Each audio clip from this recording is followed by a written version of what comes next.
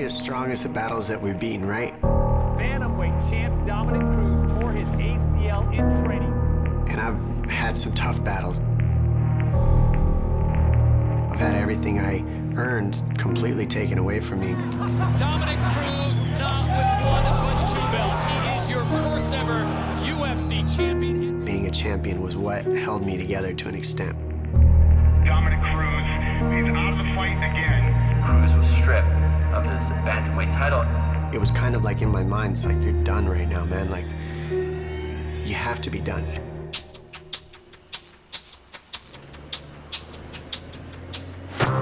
Try to walk out with a smile on my face and have some fun. I mean, I get to fight for a living. What's greater than that? You know, for me, that's amazing.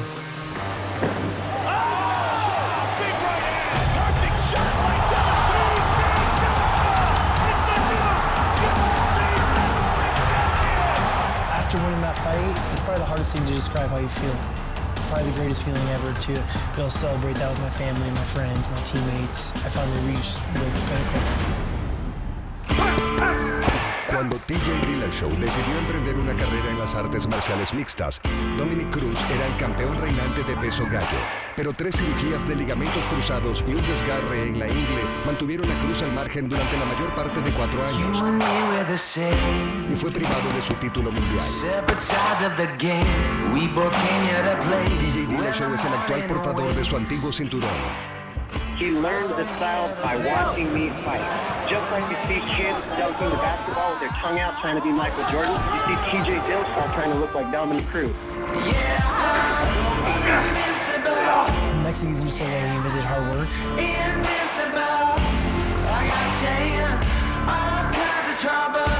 Being away from the sport as long as he has been, you know, I think the sport's going to pass him up.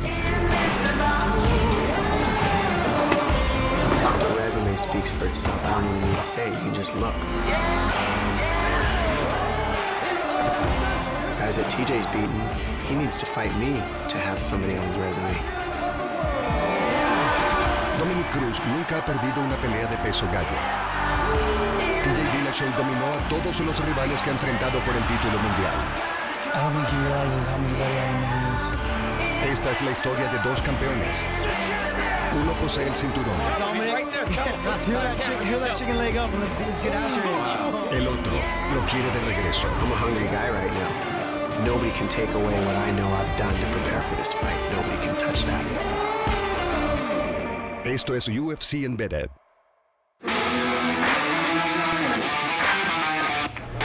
Cuando TJ Dillashaw peleó por primera vez por el título de peso gallo en mayo de 2014, era apropiadamente el menos favorito por un margen de 8-1. Debió enfrentar a Kenan Barao, un destructor brasileño invicto durante casi 10 años, 35 peleas consecutivas. Nobody gave Dillashaw an opportunity to even win this fight, and TJ Dillashaw goes in there and literally buzzsaws right through Barao.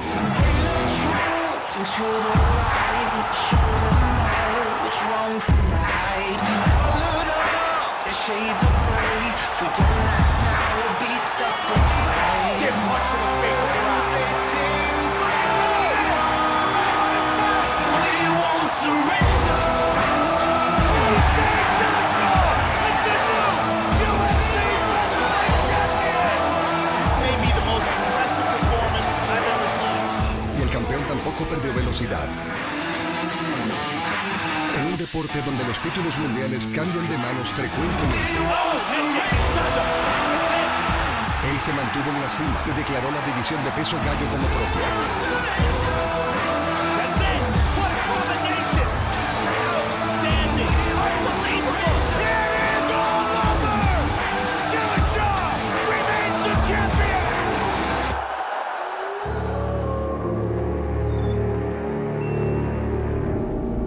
En preparación para su enfrentamiento ante Dominick Cruz, TJ Dillashaw está pasando su primer campamento de entrenamiento completo junto a las montañas rocosas. Durante los últimos 6 años, su casa fue la capital del estado de California. Pero una oportunidad llevó al campeón al este. Es el nuevo miembro del Elevation Fight Team. y el Muscle Farm Training Facility es su centro de trabajo. The Muscle Farm Training Facility is state-of-the-art. That's a private facility that only the elite, invite-only pro athletes are able to train at. I don't just let anybody join the team. You know, you're not signing autographs and taking pictures after practice. You're coming in training like a pro athlete. Once we got the news that TJ was going to move to Colorado, I think all it did was get everybody excited. The champ is coming here. Everybody step up their A game. El anterior equipo de Dillashaw no estaba corto de talento, pero en gran medida era manejado por peleadores, no por entrenadores de élite. We've got 5 medicine balls out here. I need 5 guys in front of the balls. I need 5 guys in the back. We're going to do our squat overhead throws. Ready, go. Each set, I want to see you guys getting more explosive out of the hole. Las instalaciones de entrenamiento en Denver cuentan con entrenadores especializados en cada área. Es un verdadero laboratorio en el desarrollo de atletas profesionales. The goal, staying engaged in the core, fire out of the hole. We've got 2 inside, 2 outsides, 4 reps. It makes it a big difference because every coach can talk to each other and decide how hard the week's going to be, when to peak us. You know, it just makes it so much easier on the athlete. The athlete doesn't have to plan his week out. The coaches are doing it for us.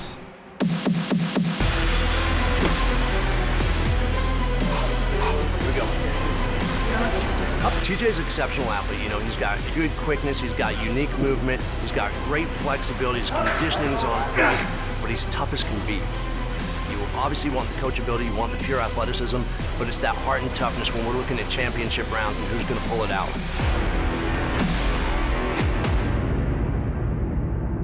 El otro ingrediente clave que motivó la partida del campeón hacia Colorado fue Dwayne Ludwig, quien fue su primer verdadero entrenador de este deporte.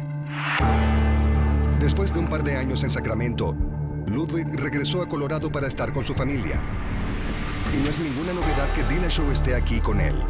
I first met Dwayne Ludwig when he filled the coaching position for Team Alpha Male out in Sacramento. You know, he just decided to quit fighting and become a coach. One over low. To the chest. Are we good? Okay, thank you, sir. On 3, 1, 2, 3. Team Alpha Male was just fighters coaching each other. We didn't really have a head coach, and we needed one. We found Dwayne, he came in, and me and him saw eye to eye instantly. Early on when I met TJ, just looking at his intensity, his drive, his commitment, the questions he was asking, the way he was drilling. Only champions act and perform the way he does inside the gym. So it was just destiny that he's going to be where he's at today. Pero mucho antes de la racha de TJ Dillashaw como campeón, e incluso antes de su interés en este deporte, Dominick Cruz ya había allanado el camino para una generación entera de peleadores en las 135 libras.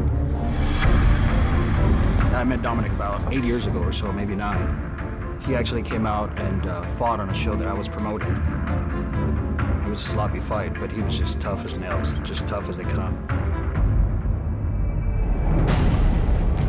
Move. Good. Again with the 5-2, again with the 5-2. I thought he was championship material even back then. Beautiful.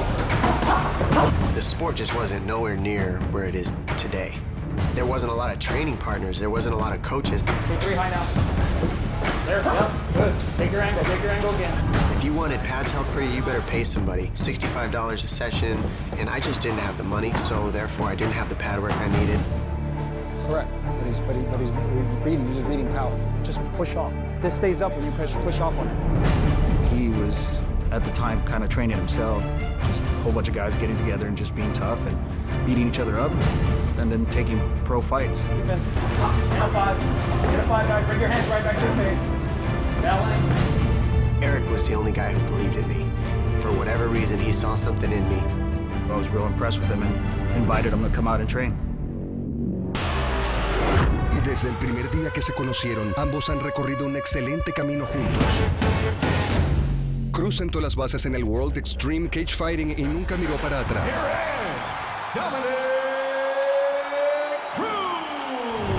Dominick Cruz has been one of the best guys in the world for a very, very long time. Dominick Cruz is just teeing off on the left hip. If you talk about the bantamweight division, You're talking about Dominick Cruz, without a doubt. He's a tough kid to fight. We talked about it as Dominick Cruz comes into glory. Y luego de un reinado como campeón del WEC, Cruz trasladó ese éxito al UFC.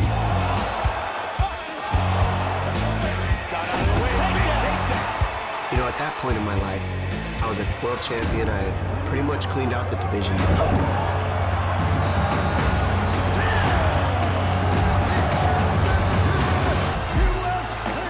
I was just on top of the world. I had the girl that I wanted at the time. I was making money. I was hanging out with Travis Barker. Everything was like super cool. Hasta la fecha, Dominick Cruz jamás perdió en las 135 libras. De hecho, su pelea más dura sucedió muy lejos de las 8 paredes enrejadas del octágono del UFC.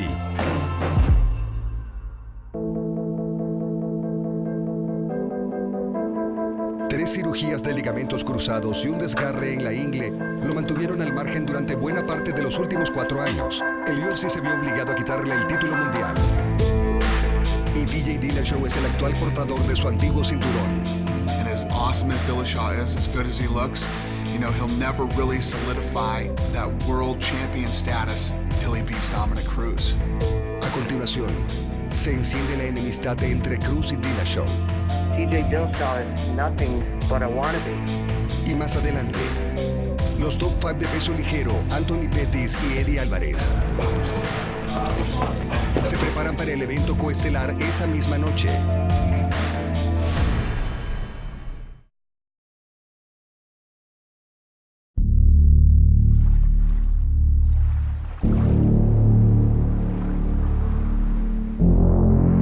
En 2012, Dominick Cruz sufrió su primera lesión seria. La peor pesadilla de todo atleta profesional, una rotura de ligamentos cruzados. Pero la rodilla de Cruz venía deteriorándose durante los últimos años. It started with an MCL injury. It partially tore, and I ignored it and had to fight Charlie Valencia early in my WC career. We literally put an elbow brace on his knee to hold his knee together.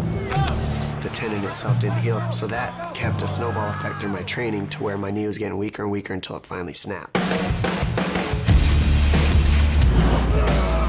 And so I was just working to get back in there, to prove that I was still there and I was still good.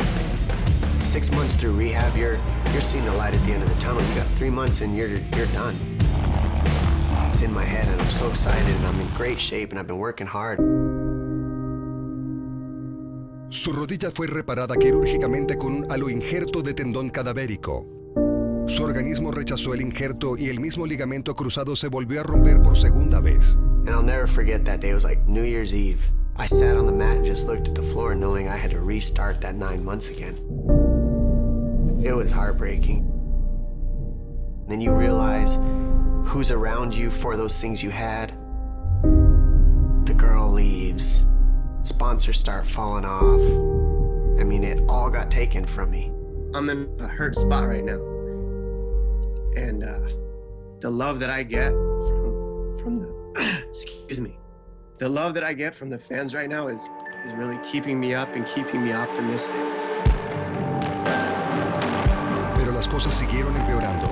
Cruz rehabilitó su segundo ligamento cruzado durante el transcurso de otro año completo e incluso estaba programado para protagonizar la pelea estelar del UFC 169. Longtime bantamweight champion Dominick Cruz.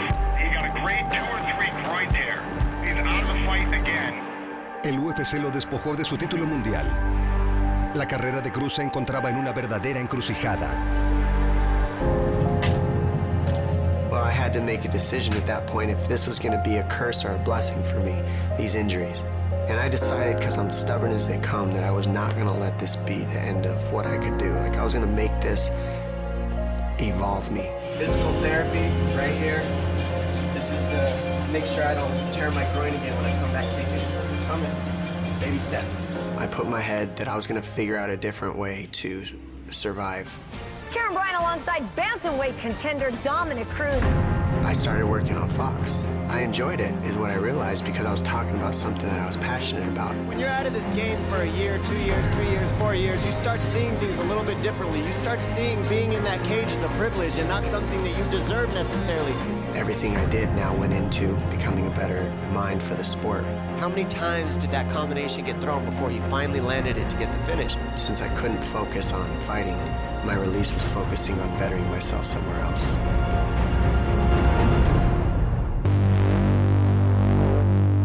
Pero lo más destacado para Cruz en los últimos 4 años fue, sin duda, su pelea de regreso ante Takeya Mizugaki. 136 for Takeya Mizugaki.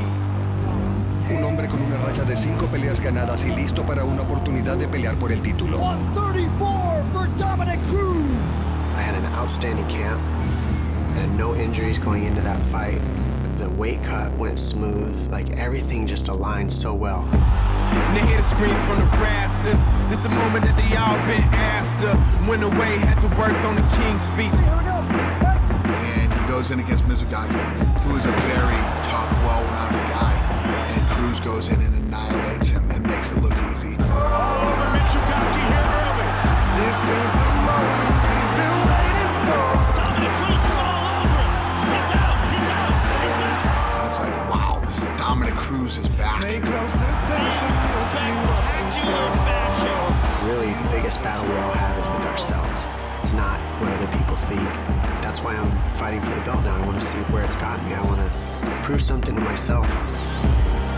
That looked like a world champion to me. What a spectacular return.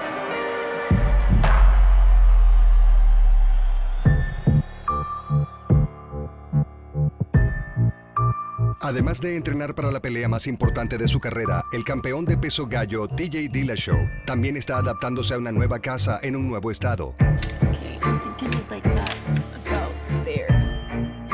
Pero no le falta apoyo.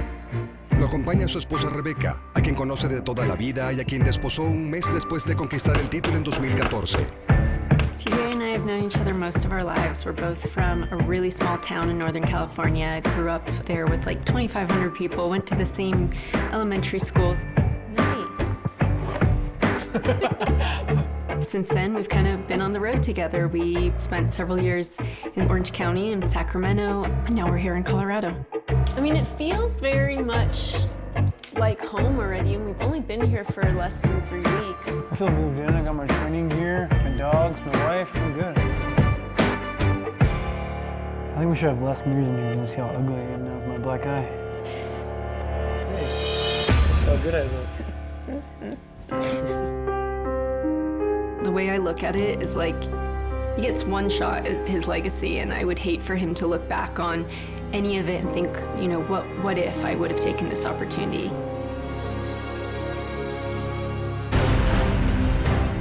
El campeón se está adaptando bien. Y el entrenador principal del Elevation Fight Team, Lester Boylan, notó de inmediato algunas de sus excepcionales cualidades. TJ is like very much a student of the game. You know, I had an opportunity to work with George St. Pierre years back, and he reminds me a lot of that. If he comes to practice and there's something that can be learned, he's going to learn it, and he's going to do it, and he's going to drill it, he's going to write it down, and he's going to go home and think about it, and then he's going to ask questions about it the next day. So if I get a front headlock, if he has my hand with 2 hands, use your knee to peel it, and then you duck. That's an attitude that can't be taught. That's the type of mentality it takes to be a champion. Pero mantener el título mundial también conlleva muchas críticas, sean injustas o no. Y Dominick Cruz ha estado activo en los medios dando su opinión acerca del actual campeón. TJ spent this time to catch up to where I was. How am I coming back off the couch and gonna whoop him? I was that far ahead. That's how. Keep a lookout, because I'm going to school TJ Dillashaw, and he's going to stay number 2. Being away from the sport as long as he has been, you know, it's almost the one of the ways he's been able to stay relevant is because he's been talking. And I think the sport's going to be surpassing him here soon. I think we're going to retire him.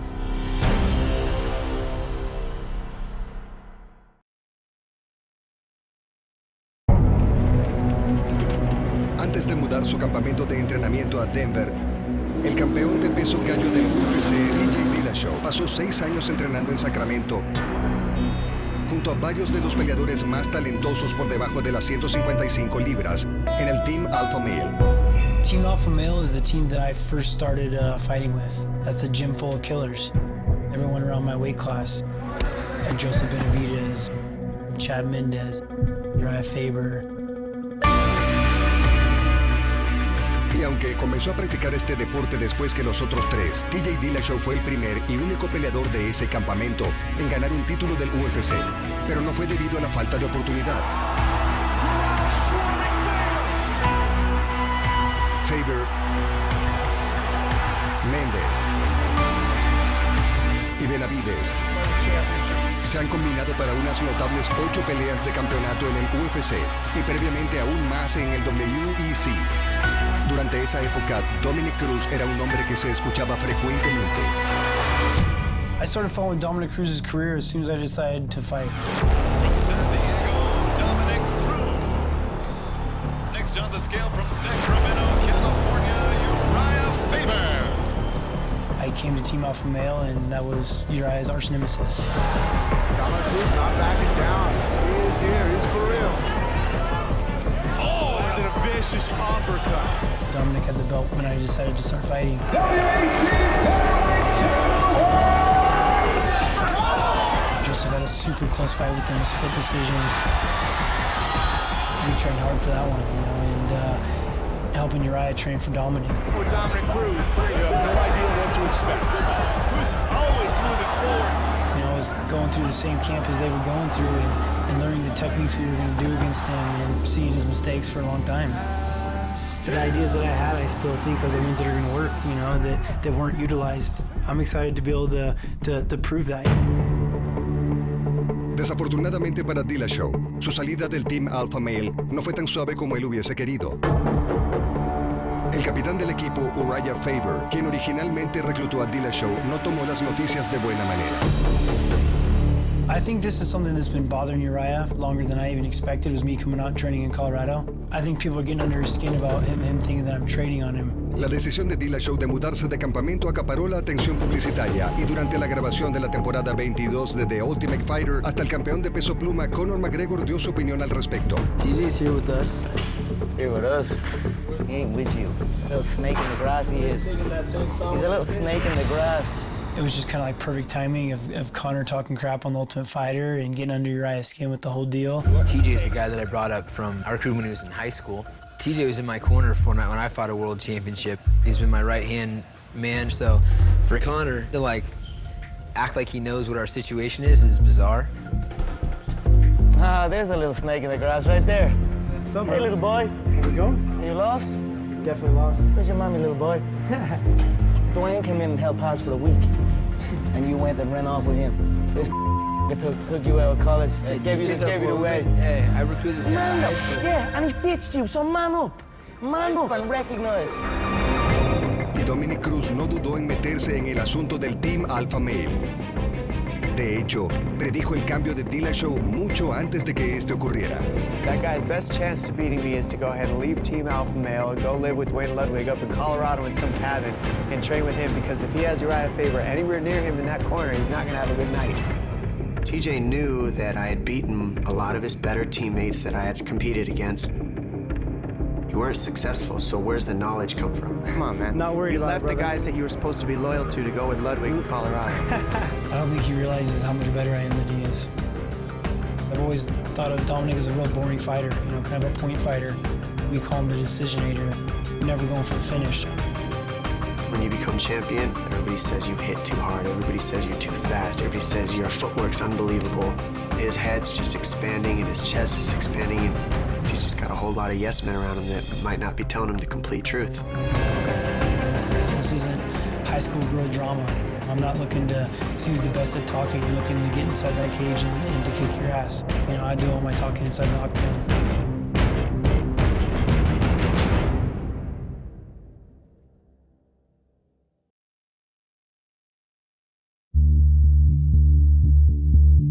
Dominick Cruz no ha tenido problemas en criticar varios aspectos del campamento de entrenamiento de TJ Dillashaw, las habilidades de sus rivales e incluso su estilo de pelear. Dwayne Ludwig, el amigo íntimo y entrenador de golpeo del campeón, no es ninguna excepción. Who is Ludwig really built from scratch? He went to a camp at Alpha Male who had a team full of athletic specimens, to be perfectly honest. You teach them a few things, they're going to get it and they're going to be dangerous. He's not as good as the coaches I have. I mean, I got Eric Del Fierro. I couldn't even throw kicks when I met Eric. He knows how to build it, and he's built a team from scratch. Ludwig picks the guys that look like they'll be successful and say, I can make him better. And to me, he doesn't know what he's doing when it comes to an MMA standpoint.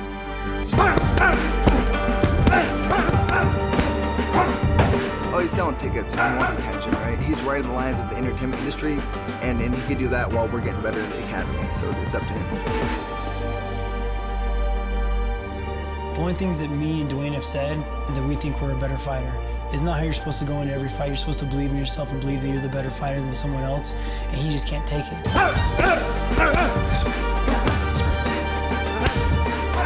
Now he's trying to start a war with Dwayne, and it's just, you know, we both just laugh about it and realize how dumb he is. Para TJ Dillashaw, esta pelea se trata de confirmar que siempre fue el mejor peleador de peso gallo de la historia. E intentará demostrarlo, sin ninguna duda. You know, he's going to try to run around, I'm going to wear him out, I'm going to make him tired, and I'm going to finish him. Pero Dominick Cruz intentará recuperar lo que legítimamente le pertenece. Y un triunfo le dará validez a todo el esfuerzo que viene realizando para sobreponerse. You know, we're only as strong as the battles that we beat, right? That's the way I see it. Nice takedown. Up. And I've had some tough battles. Nothing here, nothing. Recover. Nice work. I think anybody with triple ACL surgeries, turn growing, broken ribs, broken hands, would have retired a long time ago. Nice, right in, nice job. Dominick's trying to prove something to himself. Nobody can take away what I know I've done to prepare for this fight. Nobody can touch that. 1 minute. It's not even about holding that belt up. It's about what I've had to do to get to hold that belt up.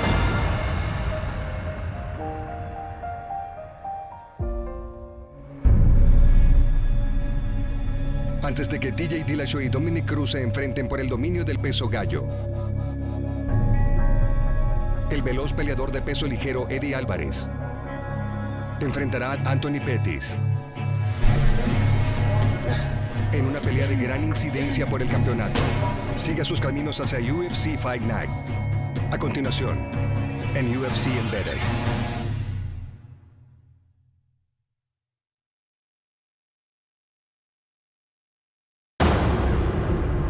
Every time I fight, they know it's showtime.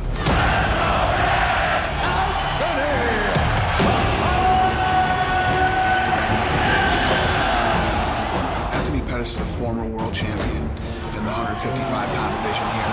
One of the most talented guys you will ever see.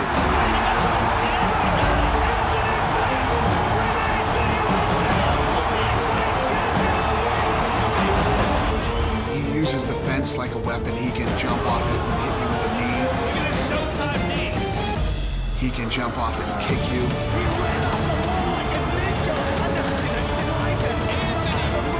He has the ability to do unbelievable spinning, crazy kicks that nobody else can do. That kid is so talented, so special.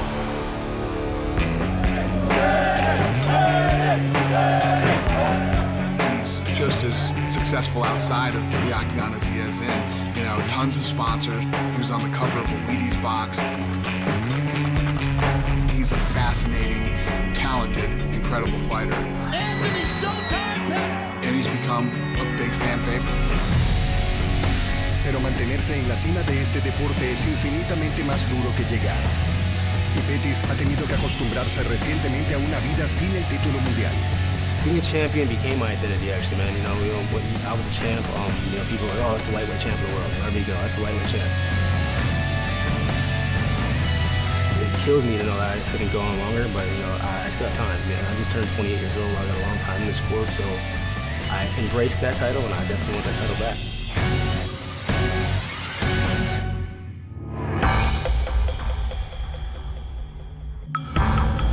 Hoy, la fuente de inspiración para Pettis son sus seres queridos, empezando por su madre y su hija de 4 años.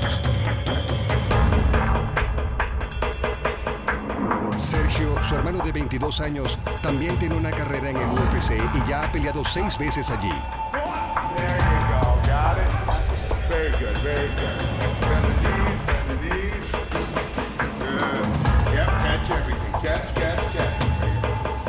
entrenador principal, Duke Rufus, quien es prácticamente familia, ha acompañado a Anthony en los momentos más difíciles. Duke Rufus was one of the guys that I started getting close to after my dad passed away. And my dad passed away when I was 16 in a house robbery. He was killed pretty much across the street from my house. You know, it's just one of the things. It shapes you as a human being, and it kind of makes you think about life differently. You know, at that time, you're kind of becoming a man and deciding what route you're going to take in life. And I met Duke. That's why we do these drills, so we space repetition, that we're so calm getting what? Hear that? You know, Duke was one of the guys that kind of just became a mentor to me, more of like a big brother, I want to say. He leads with the jab, boom, pop, pop, pop. Good D. All right, ready, go. Anthony lost his father. I lost my sister too. Similar situation. I found her dead when I was young, and I didn't recover as well as Anthony. And Anthony's even a source of strength in my life. Faster, right there, fast. He handles it like a champ, and I'm actually learning from him how to do things. Nice, good. We knew from day one that he was something special. I can say from the bottom of my heart that Anthony Pettis is a true role model and represents martial arts incredibly well.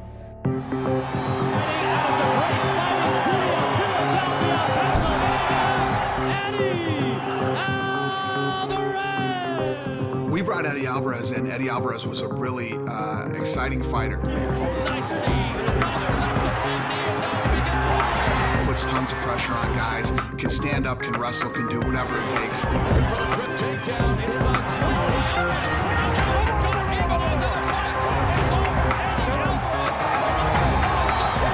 And we were waiting for a long time to get him into the UFC. Got him in here. Eddie Alvarez feels that he deserves to be at that level and get a title shot. Good shots by Alvarez in the clinch. Cowboy got hit again. Oh, beautiful spinning elbow by Alvarez. So a win over Anthony Pettis changes Eddie Alvarez's whole life.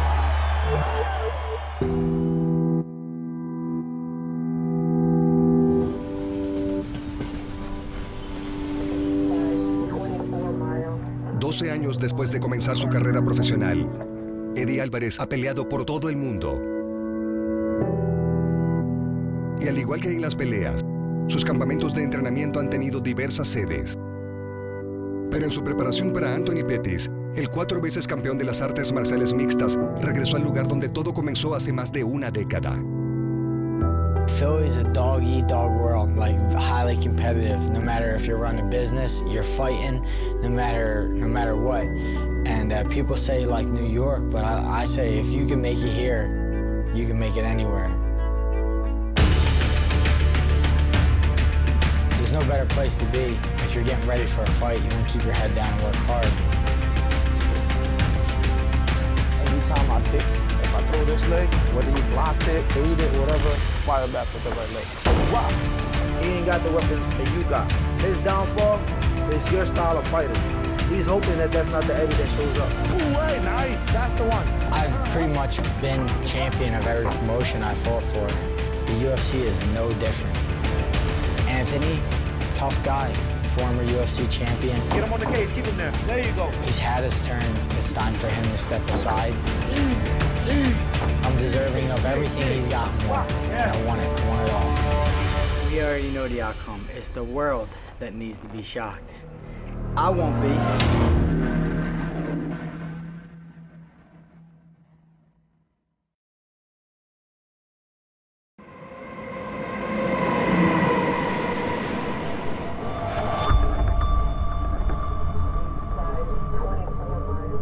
This is where I grew up.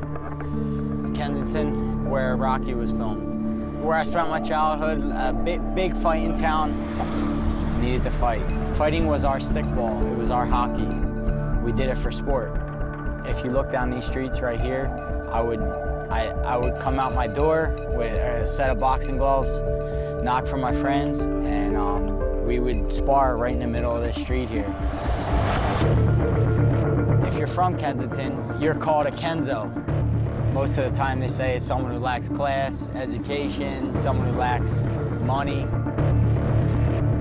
And did my best my whole life to not prove them right. That Kenzo wasn't someone who lacks class, that it wasn't someone who lacked money, lacked education. It was simply somewhere where we're from, and we wanted to be just like everyone else. We wanted to be normal. Honestly, this is where I feel my competitive career started. It was here in the pit. They call it the pit. That's our gym here at North Catholic. We're one of the most dominant wrestling teams in the Catholic League. We won almost every single year in the championship. Highly competitive, and if you ever wrestled any Northeast Catholic wrestler in the pit, you were in for a fight. I need to take a picture of these. So after I graduated, we all threw our wrestling sneaks on the wire. I haven't been back here for anything. I haven't seen them sneak. I threw them up there 10 plus years ago, 15 years ago maybe. I'm glad they're still there, and I can't say enough how much it's formed me into the person I am today. And I owe everything to North Catholic Wrestling. I want to get them down.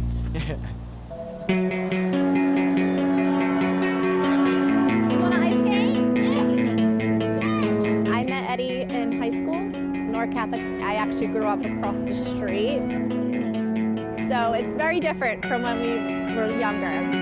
Hold on to Daddy, okay? Give me a Fighting, honestly, is all that I kind of knew, you know, but it's done well for us. Ready? Come on. You know, we built a great life with it. We experienced a lot of things with it. I mean, it definitely has a lot of sacrifices, but we make it work. Careful!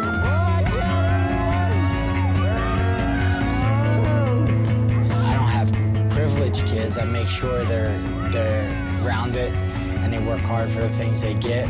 But I definitely am able to give my kids a life and a comfortability that I myself never had as a child. So that makes me feel good, and that's probably my biggest driving force in what I do. Cuando Alvarez ingrese al octágono, enfrentará a Anthony Pettis en su pelea de regreso, luego de perder el cinturón de peso ligero del UFC. 5-minute rounds for the UFC Lightweight Championship. En la pelea de título de marzo, la lucha fue el factor clave. Y obligó a Pettis a explorar otras alternativas de entrenamiento.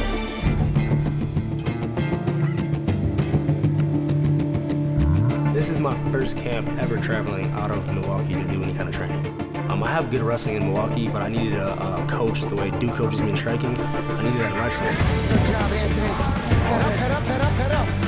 Good. Anthony reached out to me one night, and I was truly thrilled. I'm a fan of Anthony Pettis'. Además, es el principal entrenador de lucha para el ex campeón de peso semicompleto John Jones y la actual campeona de peso gallo femenino Holly Holm. Entonces fue conveniente para ambas partes. Can't fight on your feet, can't fight on the ground. I could just tell his passion for wrestling was the same as Duke's is for kickboxing. So I'm like, man, if I have somebody that loves striking that much and somebody that loves wrestling and grappling this much, and they both love winning as much as I do, it's a perfect combination. That's truly a fight that people aren't ready for. You know, he just needed a different look, and, you know, I think it builds confidence knowing that, you know, he knows that I've been there before as a coach. That extra hustle, Anthony, that's all this is right there. When the pressure gets going, you know, winning 7 world titles with John and 1 with Holly, you know, he knows that, you know, in the corner, my eyes are going to be glued to the fight, and anything I see, I'll let him know. Yeah. All right, let's get these dudes in the shower, rest, and then we got film.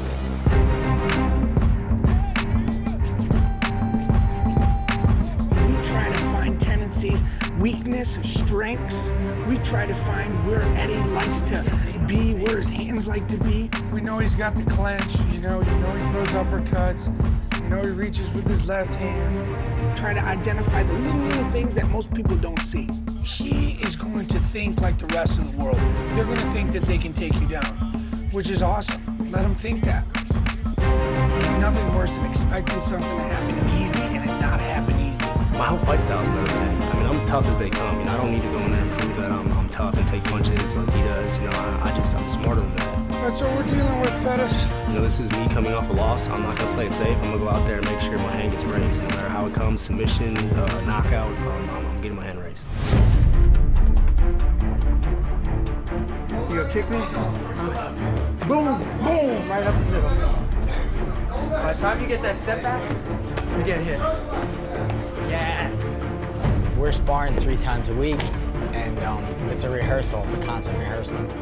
We do it, we tweak it, we make things better. Pettis is really good at catching you in between. You know, he's really good at straight punches. You know, so you can't load up to you. If you're gonna load that speed. It's important to watch myself from the outside, see the mistakes I'm making, see the good things I'm doing. Whenever you see him charge the fence, you should just go for it. The second. Whenever he tries to do that, then I'm going to try to beat him. Yeah. Cuando Eddie Alvarez entró al UFC, Anthony Pettis era el portador del título de peso ligero. Esta es la pelea que siempre quiso. Y aunque es un cuádruple campeón de las artes marciales mixtas, Alvarez se siente subestimado. I stepped in UFC, haven't fought quite to my potential yet, and I feel like maybe that opened his eyes up a little bit. Maybe he was like, oh, I'll fight him. So I got you. I got you. Got you. You signed the deal. It's, you know.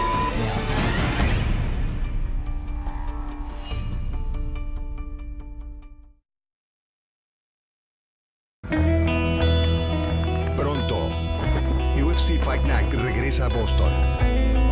Un chico que surgió de las calles, logró salir y peleó por una vida mejor.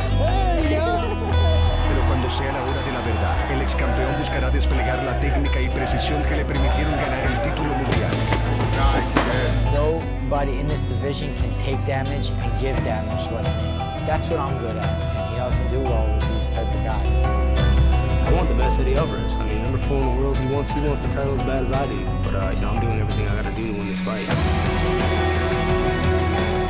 Y esa misma tarde se determinará quién es el más grande peleador de 135 libras en los 22 años de historia de las artes marciales mixtas. I mean, I'm just in there to win at any cost necessary. Whether I go 5 rounds or I choke you in 1 or I knock you out in the first minute. I'm over it. I don't really care what he has to say. I just want to kick his ass already.